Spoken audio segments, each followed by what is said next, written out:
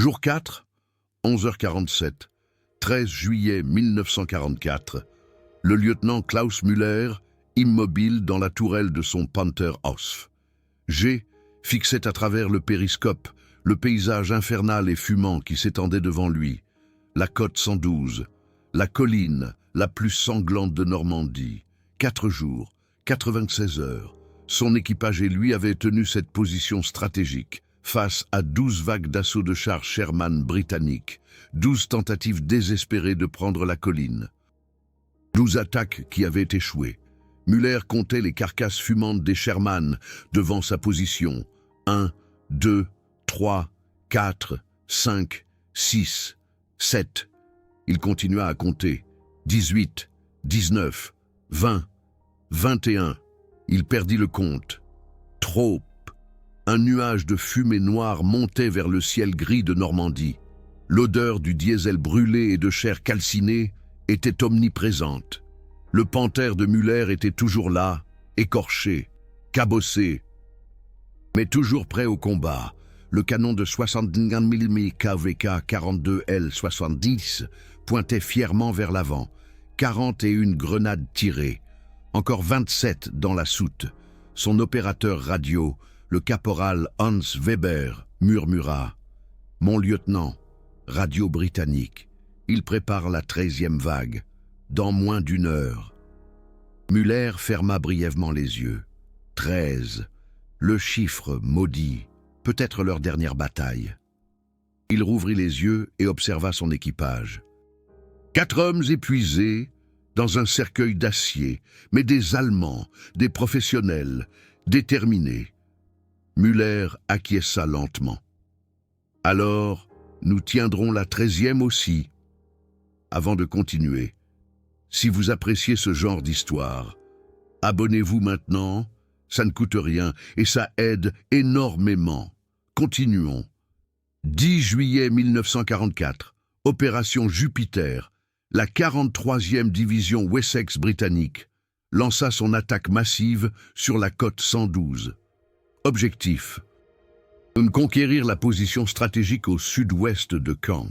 De cette colline haute de 112 mètres, on pouvait dominer toute la vallée de l'Odon, qui contrôlait la côte 112, contrôlait l'accès à Caen, et qui contrôlait Caen, pouvait avancer plus profondément en Normandie. Les Allemands le savaient, les Britanniques aussi. C'est pourquoi la côte 112 devait être tenue, à tout prix. Le lieutenant Klaus Müller, 28 ans, originaire de Munich, commandait le Panther numéro 231 de la 21e Panzer Division. Son Panther Ausf G était l'une des dernières versions, 45,5 tonnes d'acier, blindage frontal de 80 mm incliné, efficace à 140 mm. Le canon de 75 mm KWK 42L70 pouvait percer un Sherman à 2000 mètres de distance. Le Sherman ne pouvait menacer un Panther qu'à moins de 500 mètres, et même là, il devait toucher le blindage latéral ou arrière. L'équipage de Müller était de premier ordre. Le caporal-chef Fritz Bauer, le chauffeur, 34 ans, avait déjà combattu en Pologne, en France en 1940 et en Russie, connaissait tous les trucs. Le caporal Hans Weber, l'opérateur radio, 22 ans, pouvait intercepter et traduire les communications radio britanniques d'une valeur inestimable. Le sergent Ernst Hoffmann, le tireur, 26 ans, ancien chasseur de Bavière, touchait une pomme à 1500 mètres, presque, et le caporal-chef Paul Schmidt, le chargeur, 24 ans, pouvait charger en 7 secondes, digne des Jeux Olympiques. Au matin du 10 juillet, le Panther de Müller reçut l'ordre de prendre position défensive sur la côte 112, côté nord-ouest, là où l'attaque principale britannique était attendue. Müller conduisit son Panther dans une position préparée, une dépression naturelle sur le flanc de la colline, partiellement renforcée par des sacs de sable, vue parfaite sur la vallée de l'Odon. Toutes les routes d'accès visibles, mais aussi exposées, l'artillerie britannique finirait par les trouver. Ce n'était qu'une question de temps. À 05h, le barrage d'artillerie britannique commença. Des centaines de canons tiraient simultanément. La terre tremblait. Des obus explosaient partout. Le Panther de Müller était dans sa dépression. Trappe fermée, à l'intérieur, c'était comme dans un tambour. Chaque explosion proche, un coup de marteau, Paul Schmidt. Le chargeur pressait ses mains contre ses oreilles, hurlant « Quand est-ce qu'ils arrêtent ?» Ernst Hoffmann, le tireur, hurla en retour « Quand l'infanterie arrivera ?» Et ils arrivèrent. À 05h43, infanterie britannique de la 43e division Wessex, des centaines, peut-être des milliers, montaient à l'assaut de la colline.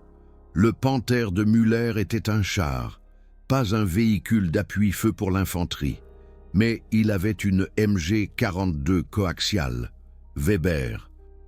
L'opérateur radio la maniait, courte, rafale précise. L'infanterie tombait à terre, cherchait un abri, mais il continuait d'avancer, sans cesse. Puis Müller les vit, à travers la fumée, depuis les arbres au pied de la colline. Des chars Sherman, la première vague, il compta rapidement. 12 Sherman, en ligne, montaient lentement la colline. Müller prit le microphone de gorge. Ernst, cible marquée. Ernst Hoffmann. L'œil rivé à la lunette de visée. 12 chars ennemis, distance 1400 mètres. En approche, Müller ordonna « Attends 1200 mètres, économise les munitions ». Ils attendirent. Les Sherman se rapprochaient. 1300 mètres, 1250 mètres, 1200 mètres. « Feu !» Ernst appuya sur la détente. Le Panther trembla. Le canon de 75 mm rugit. Paul rechargeait déjà. 7 secondes. Ernst ajusta, tira de nouveau. Encore, encore. 4 tirs. 4 Sherman en flammes. La ligne britannique se brisa. Confusion. Un Sherman riposta. L'obus tomba 50 mètres à gauche. Trop loin. Ernst continua à tirer. 5, 6, 7 Sherman étaient maintenant en feu. Les 5 restants firent demi-tour. Écran de fumée, couverture, retraite. La première vague était brisée. 11 minutes. 7 Sherman détruits. Aucune perte du côté allemand. Fritz Bauer, le chauffeur, cria d'en bas. « Félicitations les gars !» Ernst ne sourit pas. Ce n'était que la première vague. À 0h17, la deuxième vague arriva, cette fois plus prudente, 15 Sherman, avec appui d'infanterie. Ils utilisaient les plis de terrain. Avance par bond, avance rapide, stop, couverture, avance rapide. Müller reconnut la tactique. Ils essayaient de se rapprocher, en dessous de 500 mètres, là où leur canon de 75 mm devenait dangereux. Ernst tira à 1000 mètres. Touché, rechargé, tiré, touché de nouveau. Mais les Sherman continuaient d'avancer. L'un atteignit 700 mètres, tira. L'obus frappa le Panther. Côté droit. Impact. À l'intérieur, une forte détonation, mais pas de pénétration. Le blindage incliné avait tenu. Müller sentit son cœur battre plus vite. C'était proche, trop proche. Ernst visa le Sherman à 700 mètres. Tira. Coup direct. La tourelle s'envola. Explosion. La deuxième vague dura 28 minutes. 9 Sherman détruits. 6 s'enfuirent. Le Panther de Müller, un cratère sombre dans le blindage droit, mais prêt au combat. À 11h34, la troisième vague arriva. Cette fois, c'était différent. Seulement 8 Sherman, mais ils arrivaient de 2 directions. 4 de face, 4 de la gauche. Mouvement en tenaille. Müller devait décider. Quel groupe en premier? Il choisit la gauche. Ils étaient plus proches. Ernst pivota la tourelle. 90 degrés, visa, tira, touché, rechargé, tira, touché. 2 Sherman à gauche brûlaient, mais les 4 de face se rapprochaient maintenant. 900 mètres, 800 mètres, 700 mètres. Trop vite, Ernst pivota en arrière. Visa, un Sherman tira, touché, chenille gauche. Le Panther trembla. Fritz cria « Chenille endommagée, on ne peut plus tourner que très limité. » Müller jura. Ils étaient maintenant une cible immobile. Ernst tira, touché, rechargé. Il a fait feu, touché. Les 4 chars Sherman de devant étaient réduits à 3, mais l'un d'eux continuait d'avancer. 600 mètres, 500 mètres. Il a fait feu, touché la tourelle. Ça a sonné comme un glas. Un écho résonnait à l'intérieur. Paul a crié. Du sang coulait de son nez, mais il était vivant. Ernst a visé à travers ses larmes, a fait feu. 480 mètres. Le Sherman a explosé. La 3e vague était repoussée, mais le prix à payer, chenille gauche endommagée, mobilité réduite. Paul Schmitt souffrait d'une commotion cérébrale, et il ne restait que 51 grenades à 14h02. La 4e vague est arrivée, 10 chars Sherman, et maintenant, les Britanniques avaient compris. Ils n'attaquaient plus de front. Ils arrivaient par les angles morts, utilisant les épaves des Sherman comme couverture. La visibilité de Müller était obstruée. Ernst ne pouvait pas viser clairement. Müller devait improviser. « Fritz, peux-tu encore bouger le panthère ?» Fritz a répondu « La chenille droite fonctionne. On peut tourner en rond, mais pas avancer tout droit. » Müller a acquiescé. « Alors, on va tourner. » Fritz a activé uniquement la chenille droite. Le panthère a commencé à tourner en rond, lentement, comme une bête blessée. Mais ça fonctionnait. Ernst obtenait de nouveaux angles, a vu des Sherman derrière des épaves, a fait feu, touché, a rechargé, a fait feu, touché. Le panthère rotatif a déconcerté les Britanniques. Ils ne s'attendaient pas à ce qu'un char endommagé puisse manœuvrer ainsi. 3 Sherman ont brûlé avant qu'ils ne réalisent ce qui se passait. Les 7 restants se sont retirés.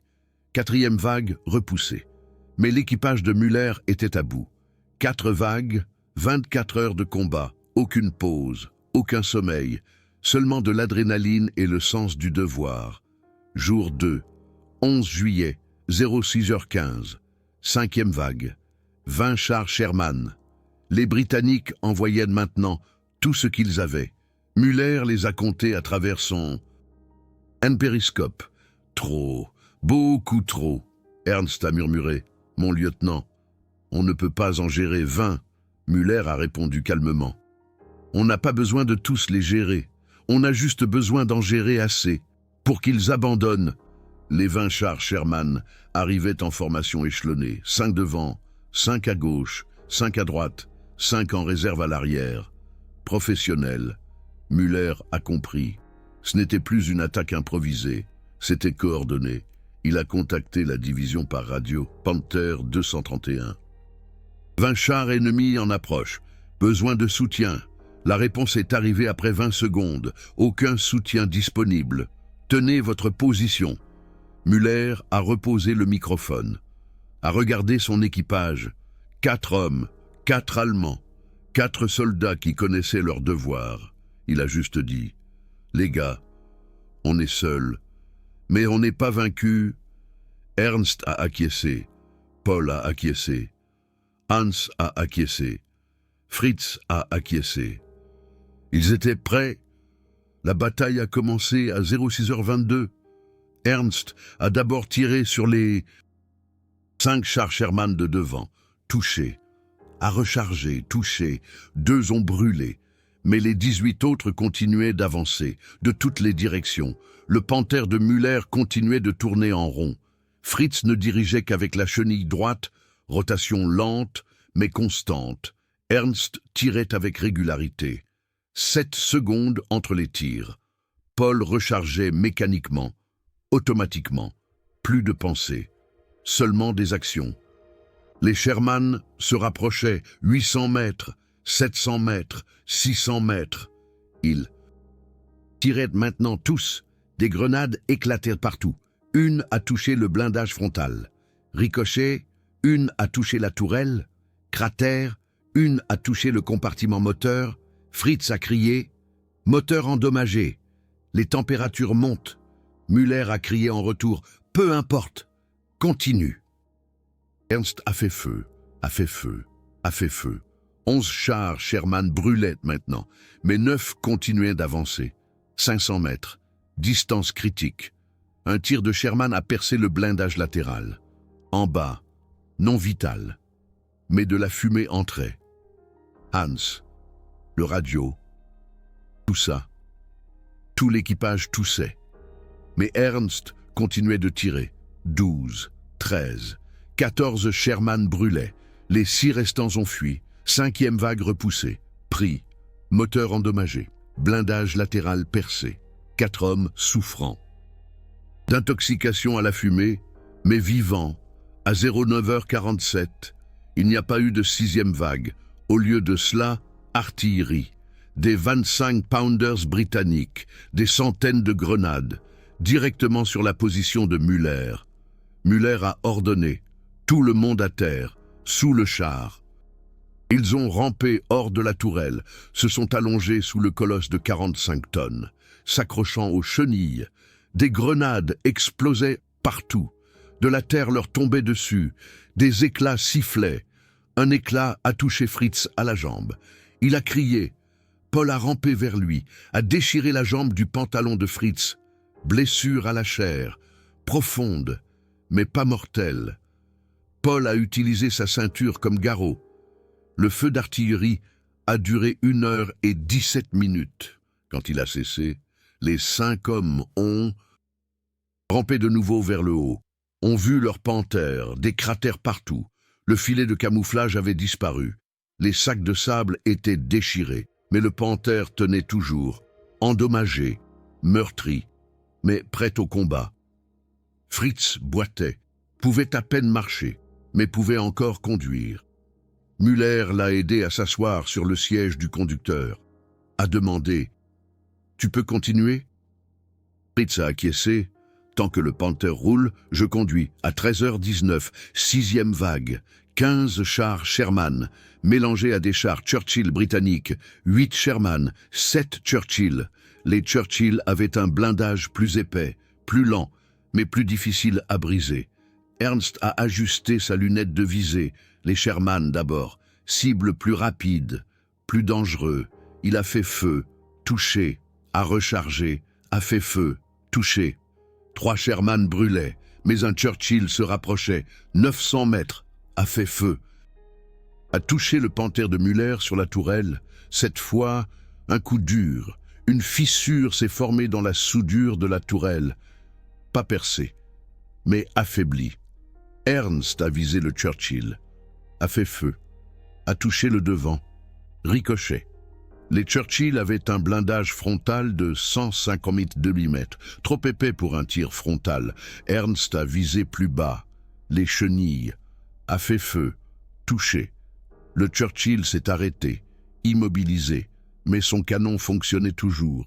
Il a riposté, a touché de nouveau la tourelle. La fissure s'est agrandie. Müller l'a vu de l'intérieur. La lumière du jour brillait à travers. Ils étaient devenus vulnérables. Paul a chargé la grenade suivante.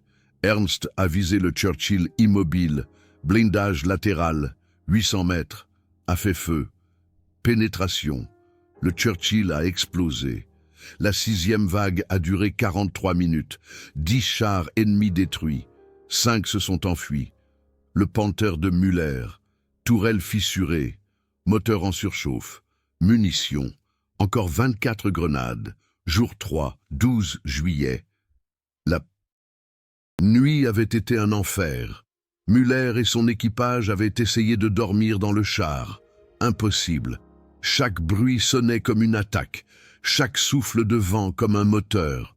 À 03h00, Müller a rampé hors de la tourelle, a regardé le champ de bataille, au clair de lune. Il a compté les épaves de Sherman. 40, peut-être 50. Tous morts, tous des hommes comme lui, des soldats, qui avaient fait leur devoir et étaient morts. Il s'est demandé, quand est-ce mon tour? À la vague 7, 8, 9, il est remonté dans le char. À 06h, la 7e vague est arrivée. 12 Sherman, mais cette fois avec des grenades fumigènes, denses murs de fumée. La visibilité de Müller était nulle. Ernst ne pouvait pas viser. Les Sherman arrivaient à travers la fumée, plus près, plus près. Müller entendait leur moteur. 400 mètres 300 mètres. Il ne savait pas, puis la fumée s'est soudain dissipée, le vent, et ils étaient là. 6 Sherman, à 350 mètres. Trop près. Ernst a tiré dans la panique, touché, a rechargé, a fait feu, touché. 2 Sherman ont brûlé, mais 4, ils avançaient, 250 mètres. Ils tiraient tous en même temps. 4 obus. 1 ratait sa cible, 1 frappait le blindage frontal, ricochet. 1 frappait le flanc déjà endommagé, perforation, fumée, feu, à l'intérieur. Paul criait. Son bras brûlait. Hans arracha sa veste de campagne, étouffa les flammes. Paul sanglotait, mais il était vivant. Ernst continuait de tirer, 200 mètres, tir direct. Le Sherman explosait. Il n'en restait plus que 3. Müller attrapa sa MP40, ouvrit la trappe, cria « S'ils approchent, combat rapproché ». Fritz riait hystériquement.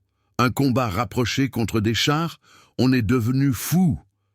Mais il attrapa aussi son pistolet. Ernst tira le dernier obus sur les 3 chars Sherman, touchés. Il en restait 2. Mais alors, quelque chose d'inattendu se produisit. Les 2 chars Sherman s'arrêtèrent, firent demi-tour, s'enfuirent. Müller fixait à travers son périscope. Pourquoi s'enfuyait-il? Puis il vit, venant de l'Est, des renforts allemands, 2 chars Tiger. Trop tard pour la bataille, mais à temps pour le sauvetage. La 7e vague était brisée. Les 2 Tigers se positionnèrent à gauche et à droite du Panther de Müller. Un commandant de Tiger lança « Panther 201, vous avez tenu 3 jours. L'ordre est de continuer à défendre la position. Nous vous soutenons. » Müller répondit « Bien reçu et merci. » Mais intérieurement, il pensait « 3 jours. Et combien encore ?» Jour 3, après-midi. La 8e vague arriva à 14h33. 18 chars Sherman. Mais maintenant, il y avait 3 chars allemands. 2 Tiger et le Panther de Müller. Les calculs avaient changé. Les Tigers tiraient avec leurs puissants canons de 98 mm. Sherman après Sherman, explosion. Ernst tirait aussi, mais maintenant avec du soutien, plus détendu, plus précis. La 8e vague ne dura que 19 minutes. 15 chars Sherman détruits. 3 s'enfuirent. Müller ressentit pour la première fois depuis 3 jours. Peut-être qu'on va survivre. À 17h48, la 9e vague arriva. 20 chars Sherman. Avec préparation d'artillerie, les Tigers furent touchés. Un perdit une chenille. L'autre avait des problèmes de moteur, mais les 2 pouvaient encore tirer. Les 20 chars Sherman arrivèrent en 2 groupes. 10 de face, 10 de droite. Les Tigers se concentrèrent sur le front. Müller prit la droite. Ernst tira. Encore 18 obus. Touché. Rechargea. Tira. Touché. 4 chars. Sherman à droite brûlaient. Les 6 autres avançaient. 600 mètres, 500 mètres. Un Sherman tira. Toucha la tourelle déjà fissurée de Müller. La fissure se transforma en trou. Un trou de 20 cm dans la tourelle. La lumière du jour. Vulnérabilité. Mais Ernst continuait de tirer. 5, 6, 7. La 9e vague était brisée. Mais le Panther de Müller était à bout de souffle. Tourelle percée. Moteur mourant. Munitions. Encore 11 obus. Jour 4. 13 juillet. La 10e vague arriva à 08h12. 15 chars Sherman. Le Panther de Müller était toujours là, les 2 Tigers aussi. 3 chars allemands endommagés mais toujours présents contre 15 nouveaux chars Sherman. Ernst tira, encore 10 obus, touché, rechargea, tira, encore 9 obus, touché. Les Tigers tiraient aussi, leurs canons de 80 mm étaient dévastateurs. Sherman après Sherman. La 10e vague s'effondra après 26 minutes. 8 chars Sherman détruits. 7 s'enfuirent. À 10h47, la 11e vague arriva. 13 chars Sherman. avec des lance-flammes crocodiles. Les flammes atteignaient les positions allemandes. Chaleur, fumée, mais les chars étaient hors de portée. Ernst tira sur les chars lance-flammes. Touché, les flammes s'arrêtèrent. Les Tigers tiraient sur les chars Sherman. La 11e vague dura 33 minutes. 9 chars Sherman détruits. 4 s'enfuirent. Munitions de Müller, encore 5 obus. À 11h34, la 12e vague arriva. 10 chars Sherman. Les dernières réserves des Britanniques, tout ou rien, ils arrivèrent vite, agressifs, désespérés. Ernst tira, encore 4 obus, touché, rechargea, tira, encore 3 obus, touché. Les Tigers tiraient aussi, mais l'un fut percé. Feu! L'équipage sauta.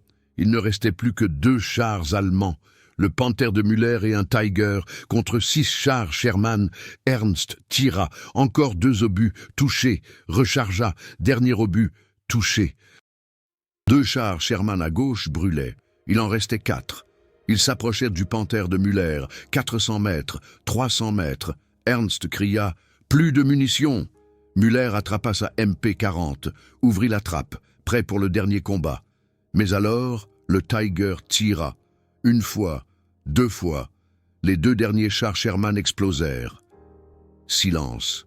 Un silence de mort sur la côte 112. Müller était assis dans sa tourelle, fixant le champ de bataille. Partout de la fumée. Partout des épaves. Partout la mort. Son Panther n'avait plus rien. Pas de munitions, pas de moteur, pas de tourelle intacte, mais il était là, 4 jours, 12 vagues. Müller n'a jamais compté le nombre exact de chars Sherman détruits. Trop traumatisant. Mais les rapports britanniques d'après-guerre estimaient plus de 60 chars Sherman ont été détruits dans ce secteur de la côte 112 entre le 10 et le 13 juillet 1944. Le Panther de Müller seul, au moins 34 tirs confirmés, 34 chars, 4 jours, 5 hommes. À 11h47, le quartier général de la division lança « Panther 231, nouveaux ordres, repli vers l'unité de réparation, vous avez fait assez ». Müller ne répondit pas tout de suite, regarda son équipage. Fritz avec une jambe blessée, Hans avec une intoxication due à la fumée, Ernst avec une commotion cérébrale, Paul avec un bras brûlé. Et lui-même, 4 jours sans dormir, sourd d'une oreille, tremblant, mais vivant. Ils étaient tous vivants. Müller pressa le microphone, bien reçu. Panther 231 se retire. Terminé. Fritz essaya de démarrer le Panther. Le moteur toussa, mourut, toussa à nouveau, démarra, lentement, atrocement, lentement. Le Panther recula, s'éloignant de la côte 112, s'éloignant de l'enfer. Le trajet de retour dura 2 heures. Chaque mètre était une torture. Le moteur endommagé menaçait de lâcher à chaque instant. La chenille gauche glissait constamment. Fritz conduisait avec une concentration extrême. À 13h52, ils atteignirent l'unité de réparation, 10 kilomètres derrière le front. Müller et son équipage sortirent en rampant du Panther, se tenant pour la première fois depuis 4 jours sur un sol solide. Leurs jambes tremblaient. Fritz s'effondra. Sa jambe blessée ne pouvait plus le porter. Les infirmiers arrivèrent en courant, l'emmenèrent, Paul suivit. Son bras brûlé devait être soigné. Hans toussait du sang. Lui aussi fut emmené. Seuls Müller et Ernst restèrent, fixant leur Panther, numéro 231. Un ingénieur arriva, fit le tour du Panther, inspecta, secoua la tête. Dit à Müller, « Monsieur le lieutenant, ce Panther est... » Il cherchait ses mots. « Un miracle qu'il roule encore. » Müller acquiesça, fatigué. « Nous sommes tous des miracles. » État actuel, 500 abonnés, 16 000 heures de visionnage.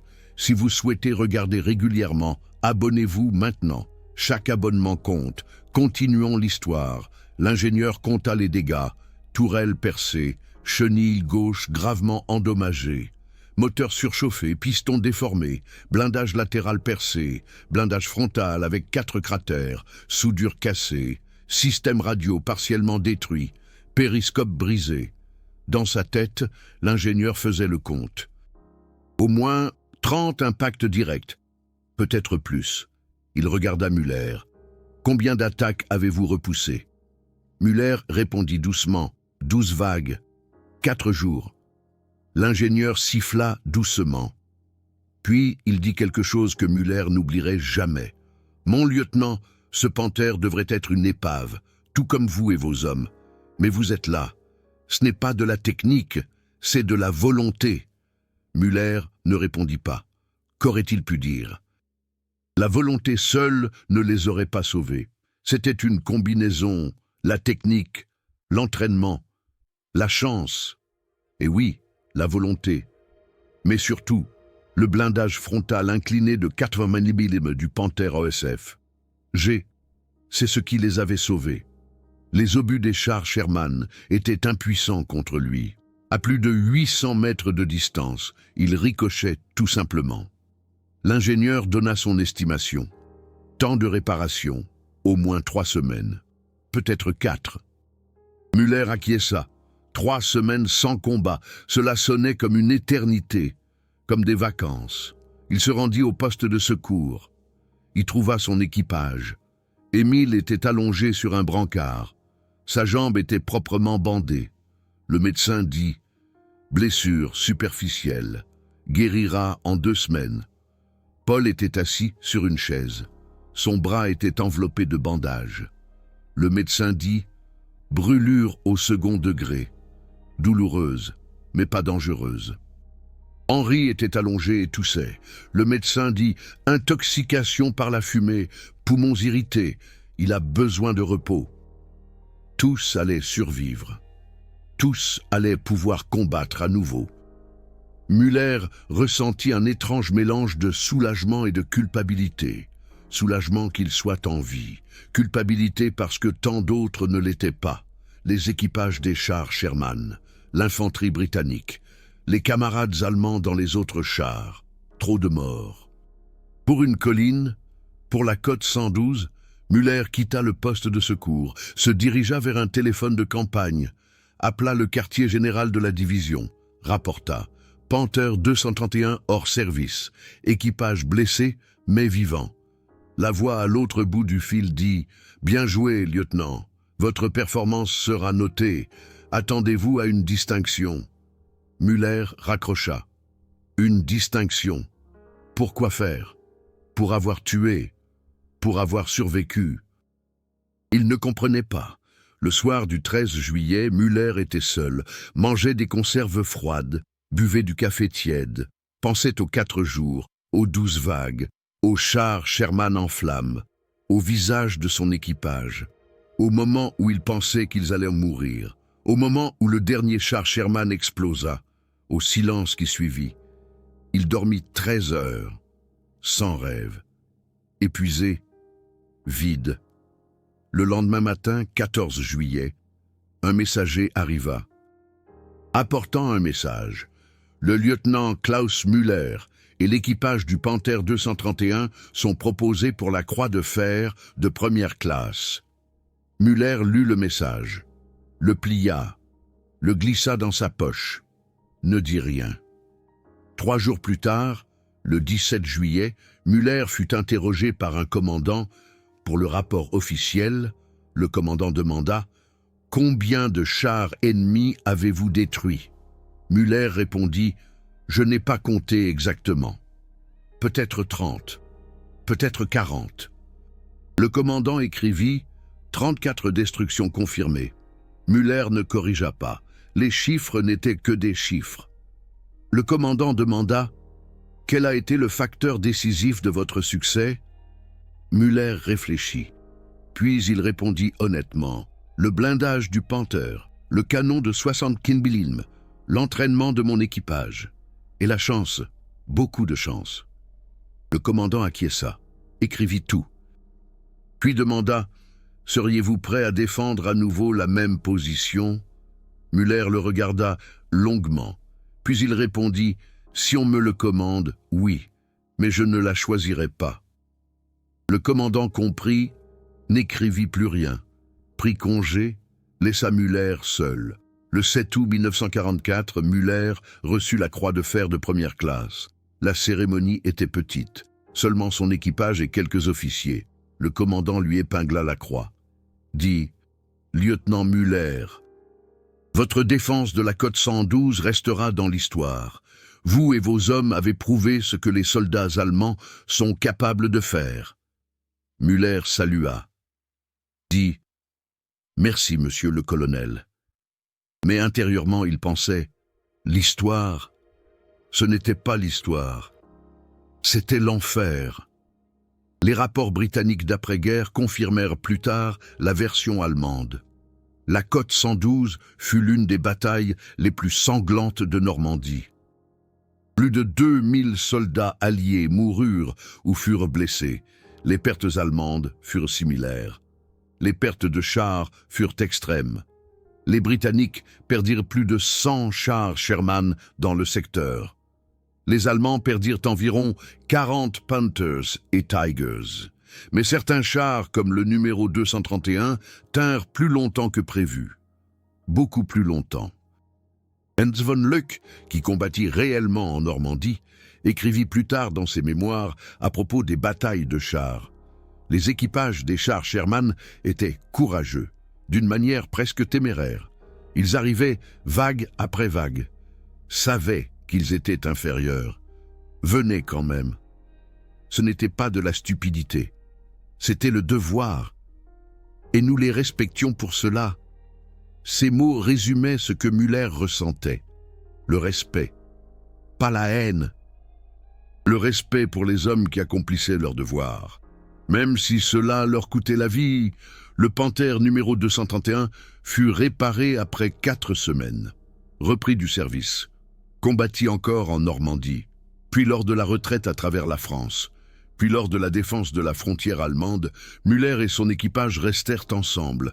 Émile, Henri, Édouard, Paul, 5 hommes qui avaient survécu à la côte 112, soudés par 4 jours d'enfer. Le 15 avril 1945, un mois avant la fin de la guerre, le Panther 231 fut touché par l'artillerie américaine. Destruction totale. L'équipage survécut. Partit en captivité américaine, fut libéré en janvier 1946. Müller retourna à Munich. Il trouva sa ville natale en ruine, mais elle fut lentement reconstruite. Il travailla comme mécanicien, se maria, eut 2 enfants, vécut une vie normale. Mais les rêves revenaient toujours. Les chars Sherman en flammes. Les 12 vagues, la puanteur, la peur. Émile devint chauffeur de bus à Stuttgart. Henri travailla dans une imprimerie à Hambourg. Édouard devint forestier en Bavière, comme avant la guerre. Paul ouvrit une boulangerie à Cologne. Ils ne se voyaient pas souvent. La vie continuait. Mais une fois par an, le 13 juillet, ils se téléphonaient. Parlaient de tout sauf de la côte 112. Mais ils savaient tous. Ils avaient survécu ensemble à l'enfer. En 1978, 33 ans après la fin de la guerre, les 5 hommes se retrouvèrent, à Caen, en Normandie. Ils visitèrent la côte 112. La colline était maintenant paisible. Des champs, des vaches, un petit mémorial pour les morts, britanniques et allemands. Müller se tenait au bord de la colline, regardait la vallée de l'Odon, essayait de se représenter la position de son panthère. Là? Non, plus à gauche ou à droite. Il ne savait plus. Le souvenir était flou, seules les émotions étaient claires. La peur, l'épuisement et une étrange fierté. Pas la fierté de tuer, mais la fierté de survivre, de la camaraderie. Des 5 hommes qui restèrent soudés quand tout s'effondrait. Émile dit doucement, 33 ans, on dirait hier. Hans acquiesça.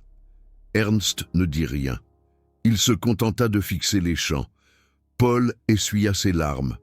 Müller posa une main sur l'épaule de Paul et dit « On a réussi. On est là, c'est déjà beaucoup. » Pour être tout à fait honnête, la chaîne a besoin de 1000 abonnés pour continuer à croître. Nous en sommes actuellement à 500. Si ce travail de recherche historique détaillé vous plaît, abonnez-vous dès maintenant. Chaque abonnement nous rapproche de davantage de recherches d'archives et de documentation plus approfondies. Ils trouvèrent une vieille épave de Sherman, rouillée, envahie par la végétation. Un paysan français n'avait jamais daigné la faire enlever. Trop cher, trop compliqué. Muller toucha le métal. Froid, mort. Mais autrefois, un homme avait vécu là-dedans. Rieur, espérant, combattant, mourant. Muller murmura en anglais « I'm sorry ». Les 4 autres hommes comprirent. Ils le sentaient tous. Culpabilité? Non, pas de culpabilité. Mais du regret. Le regret que cela ait été nécessaire, que des hommes aient dû mourir.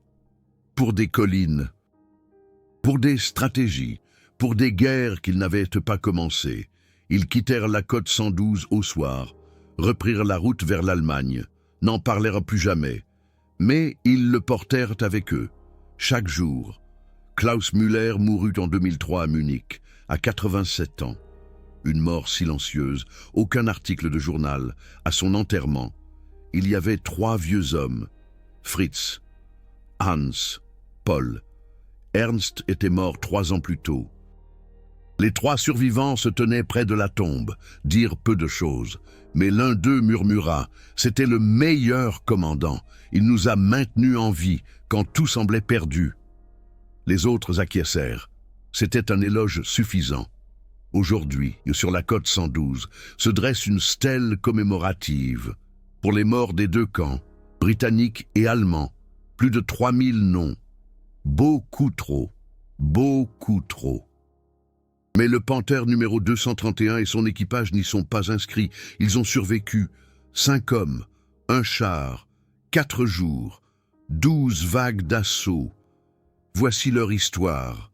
Pas glorieuse, pas héroïque au sens hollywoodien du terme, mais réelle, douloureusement réelle. L'histoire d'hommes qui ont fait leur devoir, non pas parce qu'ils aimaient la guerre, mais parce qu'ils aimaient leurs camarades. Parce qu'ils devaient tenir bon, parce qu'abandonner n'était pas une option. Les analyses militaires d'après-guerre ont examiné en détail les rencontres entre Panther et Charles Sherman. Le résultat était sans équivoque. En terrain découvert, à plus de 800 mètres de distance, le Panther était supérieur. Les équipages de Sherman devaient s'approcher, à moins de 500 mètres, et même là, ils devaient toucher les flancs ou l'arrière. De face, le Panther était presque invulnérable aux canons de 75 mm des Sherman. Mais les Alliés avaient quelque chose de plus important que la supériorité des chars, le nombre. Pour chaque Sherman détruit, 3 nouveaux arrivaient. Pour chaque soldat tombé, 10 nouveaux arrivaient. L'Allemagne ne pouvait pas suivre, ne pouvait pas produire des Panthers assez rapidement, ne pouvait pas former des équipages assez rapidement. La guerre était un jeu de nombres, et l'Allemagne perdait. Le Panther 231 et son équipage étaient une anomalie, une exception statistique.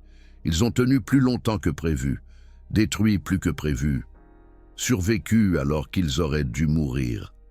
Mais ils n'ont rien changé à l'issue de la guerre. La côte 112 tomba le 4 août 1944. Malgré toutes les défenses, malgré tous les sacrifices, les Alliés prirent la colline et continuèrent à avancer. La guerre continua. Mais pour Müller et ses hommes, la côte 112 fut l'événement déterminant, le moment qui les marqua à jamais. Ce ne sont pas seulement des statistiques tirées d'archives poussiéreuses, ce sont les moments qui ont décidé du destin de millions de personnes, de vrais soldats, une vraie peur, de vraies conséquences. Ces histoires ne doivent jamais être oubliées. Si ces vérités historiques vous importent, alors soutenez-moi avec le Super Thanks de YouTube, le cœur doré en bas. Chaque Super Thanks me permet de passer des semaines dans les archives, de numériser des documents rares, d'interviewer les derniers témoins de l'époque. L'histoire du Panther 231 nous enseigne plusieurs leçons. Premièrement, la supériorité technique seule ne gagne pas les guerres. Le Panther était supérieur au Sherman, mais l'Allemagne a quand même perdu. Deuxièmement, la bravoure humaine se trouve des deux côtés. Les équipages de Sherman, qui ont attaqué vague après vague, savaient qu'ils étaient inférieurs. Ils sont venus quand même. Cela demandait un courage énorme. Troisièmement, les histoires de guerre ne sont pas en noir et blanc, pas le bien contre le mal, mais des hommes contre des hommes, des soldats contre des soldats, des humains contre des humains. Tous ont fait leur devoir, tous ont souffert, tous espéraient survivre. Quatrièmement, la survie exige un travail d'équipe. Müller seul n'aurait rien accompli. Le talent de pilote de Fritz, l'intelligence radio de Hans, la précision de tir d'Ernst, la vitesse de chargement de Paul, ensemble, ils étaient forts, séparés, ils seraient morts. Cinquièmement, même dans la victoire, il n'y a pas de gagnants dans la guerre, seulement des survivants et des morts. Aujourd'hui, la Bundeswehr moderne enseigne encore la bataille de la Côte 112, non pas comme une glorification, mais comme une étude de cas. Comment se défendre avec des ressources limitées? Comment utiliser les avantages du terrain? Comment maintenir le moral dans des conditions extrêmes? Les réponses sont complexes, mais une chose est claire, la formation et la discipline sont essentielles. L'équipage de Müller était excellemment formé. Cela les a sauvés. Les académies militaires britanniques étudient également la Côte 112, mais d'un autre point de vue, qu'est-ce qui n'a pas marché? Pourquoi des pertes aussi élevées? Les réponses: reconnaissance insuffisante, sous-estimation des capacités des chars allemands, tactique trop agressive sans soutien suffisant, des leçons qui ont ensuite été appliquées dans le nord-ouest de l'Europe, avec les Firefly Sherman, avec une meilleure coordination, avec plus de prudence. L'histoire ne se termine pas en 1945, ni en 2003. Elle continue de vivre dans les musées où les chars Panther sont exposés, dans les livres sur la Normandie, dans les documentaires sur la Seconde Guerre mondiale, dans les cœurs des rares vétérans encore en vie. Et maintenant, dans ce récit, pour que les gens sachent, la guerre n'est pas glorieuse, n'est pas excitante, n'est pas comme dans les films. La guerre est la terreur, et la souffrance, et la mort. Mais parfois, dans de rares moments, la guerre montre aussi ce qu'il y a de meilleur chez l'homme: camaraderie, courage, persévérance, esprit de sacrifice. C'est ce dont nous devons nous souvenir. Pas des chiffres, pas des statistiques, mais des hommes, de Klaus Müller, de Fritz Bauer, de Hans Weber, de Ernst Hoffmann, de Paul Schmidt. 5 hommes ordinaires qui ont accompli des choses extraordinaires.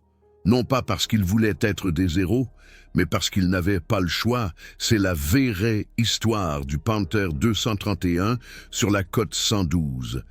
4 jours, 12 vagues d'assaut, 5 survivants et une leçon qui ne doit jamais être oubliée. Les guerres sont menées par des hommes, et les hommes sont plus que des statistiques.